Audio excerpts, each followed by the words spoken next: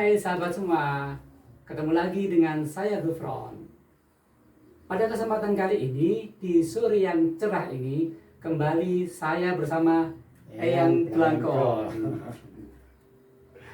Yang khas dari beliau masih Blangkon. Dia meniru pakai belangkon juga. Oh iya, Kurang begini belangkonnya. Allah. kalau bahasa yang sekarang dikeluarin yang ya. Iya.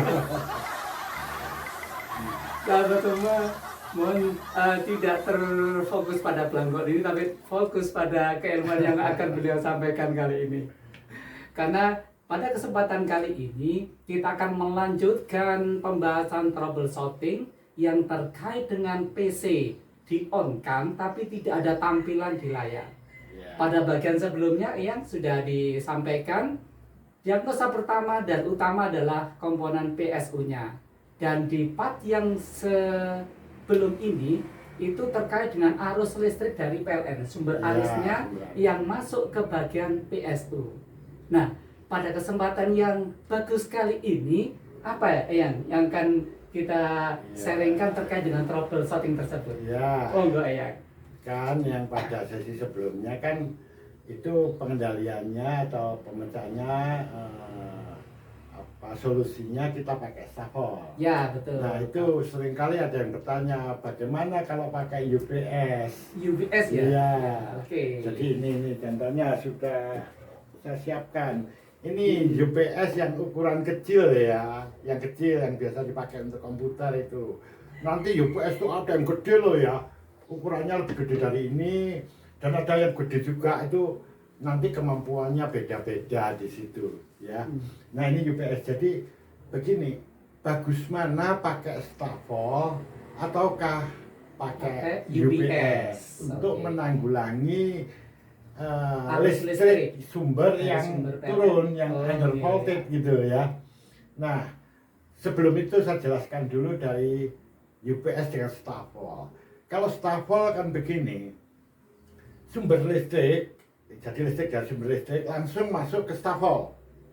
Nah di stafol ini langsung distabilkan menjadi tegangan output 220 untuk Indonesia, 220, 230. Jadi dia keluarannya segitu terus stabil. Di sini naik atau turun, jadi dari ya sumbernya itu tetap akan distabilkan menjadi 220 volt. Nah ini adalah stafol. Kalau UPS beda. Jadi seperti ini langsung diambilkan dari sumber listrik. Listrik akan masuk ke dalam UPS ini. Sebenarnya di dalam UPS ini ada baterai, ya baterai kering biasanya yang digunakan. Nah listrik itu akan tersimpan ke dia, disimpan di dalamnya.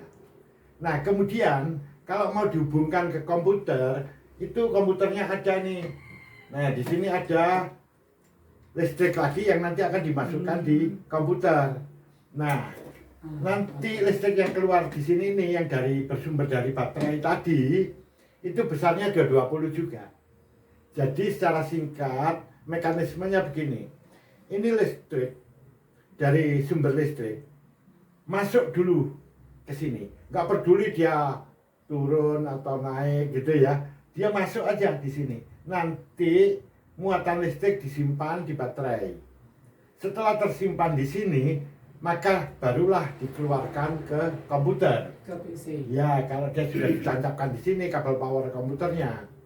Nah, dengan demikian listrik yang keluar dari sini tidak langsung ke stafol, tadi kan langsung hanya distabilkan. Ini enggak, dia ngambil dari baterai. Efeknya apa?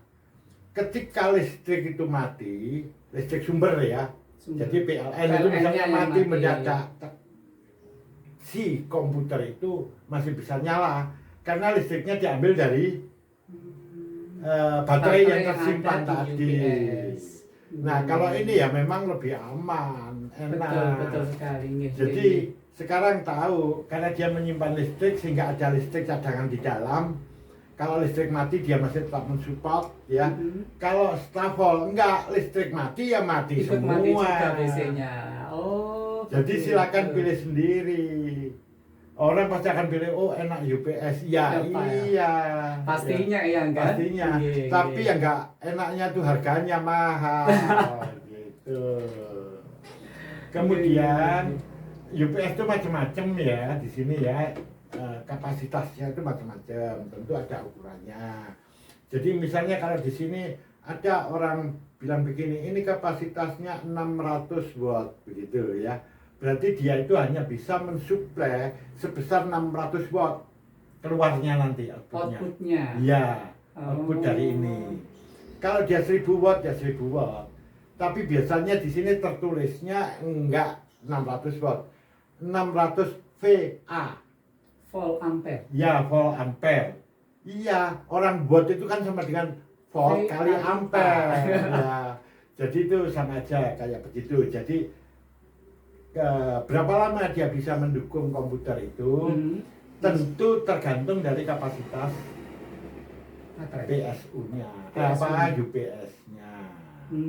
Jadi kalau 600 mungkin ya komputernya misalnya dia butuhnya totalnya ya 200 watt gitu ya. Ya, ya. Bisa jadi misalkan aja dia mampu mendukung sampai 10 menit misalnya gitu. Kalau yang 1000 watt ya mungkin lebih Lama lagi. lebih lama lagi. Nah, untuk kapasitas yang lebih besar tentu harganya juga Lebih mahal. mahal.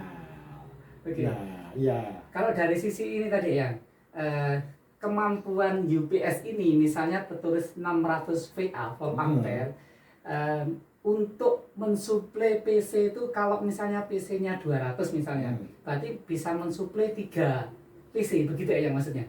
Ya bisa aja kayak gitu, tapi kan cepet aja habisnya jadinya. Oh. Hanya sekian menit dah habis tuh. Mati lagi.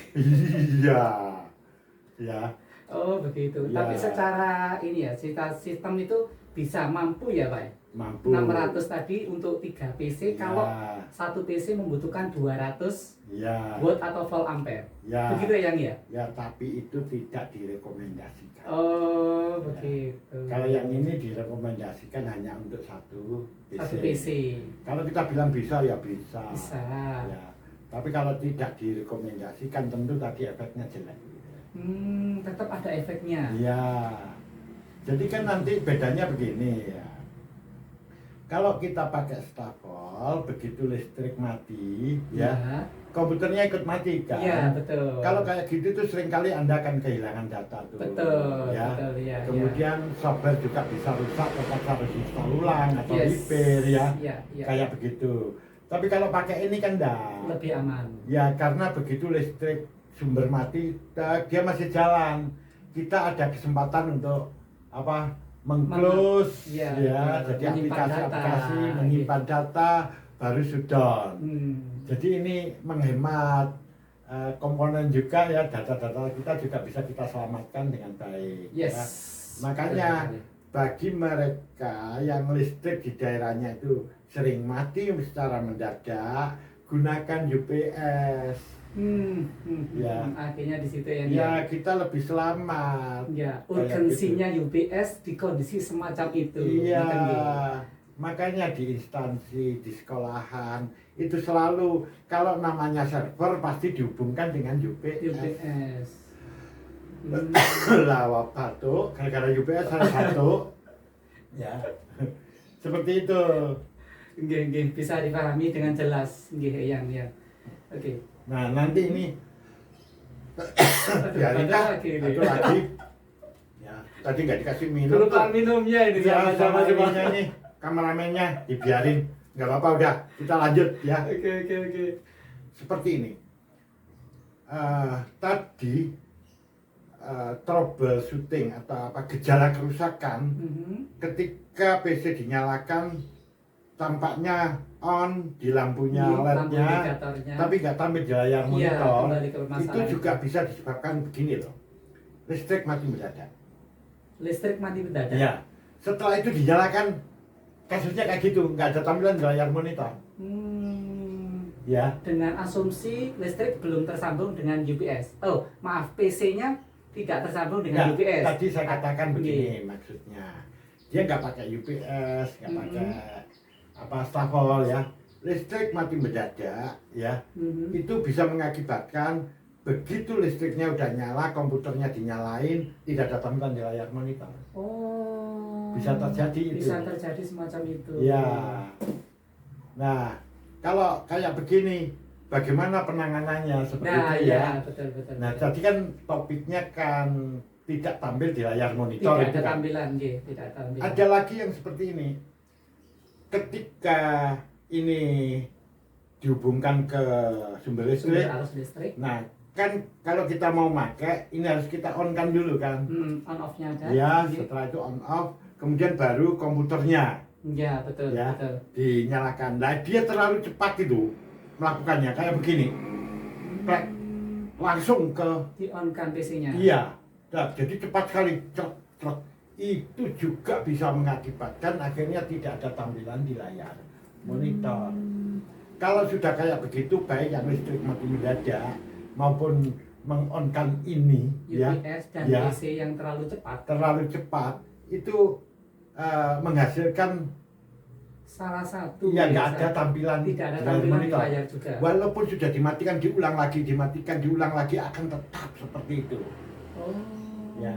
Nah, terus Nggih. bagaimana cara menanggulangi yang kayak Di begini? kondisi ini. Ya, pada sesi berikutnya. Kirain mau dibahas sekarang, pemirsa dan sahabat semua. Ya, pendek-pendek soalnya saya batul ini loh, saya mau minum ini. Ya, oke. Oke, sahabat semua. Ini ternyata pembahasan untuk kasus yang terakhir ini, ya, kondisi meng-on-kan atau mengaktifkan UPS dan mengaktifkan PC-nya yang terlalu cepat sehingga menimbulkan troubleshooting, tidak ada tampilan di layar, akan dibahas pada sesi atau di video berikutnya. Demikian yang ya. Ya, untuk kali ini Eyang perlu minum dulu untuk menyegarkan kembali tenggorokannya ini. Selamat berjumpa lagi di video berikutnya. Ngaten Eyang ya.